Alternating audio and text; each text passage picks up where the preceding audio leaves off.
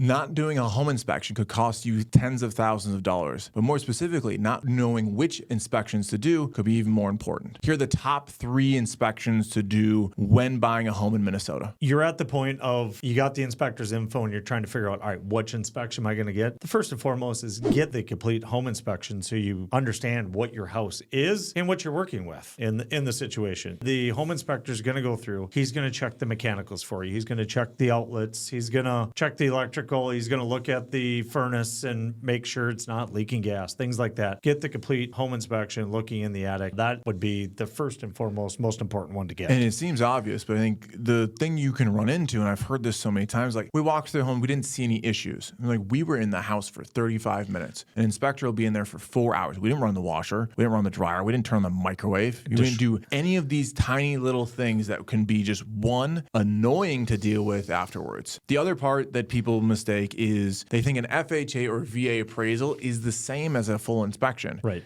And it's not. No. Those two things are very different. So the number one thing you need is do the full inspection. It's important. It's typically $400 to $500. It gives you a clear picture on not even if you need to ask for anything, let's say you can't, or at least know what's going on in my house so I can have it for the future. And that's the most important thing to do. Number 2, most important inspection specifically to do when buying a home in Minnesota is a sewer line scope. Yes. So many times especially you get that home of the era of the 50s to 70s, I would say. You probably don't have PVC piping going to the city sewer line, and generally tree roots are growing in there. Now, all of a sudden, you don't do that inspection, and 6 months down the road, you have a sewer line back up in your house, and that is A, gross, and B, expensive as heck. So making sure that you get that sewer line inspection, I think, is a very informational and cost-saving thing. It's important because it's really the one thing you can't see. You have no idea what's happening under your house or in that sewer line when you're doing a full inspection. You have to be able to see. You can't go, oh, everything about this house is great and it looks perfect, but you have no idea what's happening. Number 3, and this is pretty specific to stucco homes, but it's a stucco test. Yes. It's more that era of the early mid-90s to early 2000s.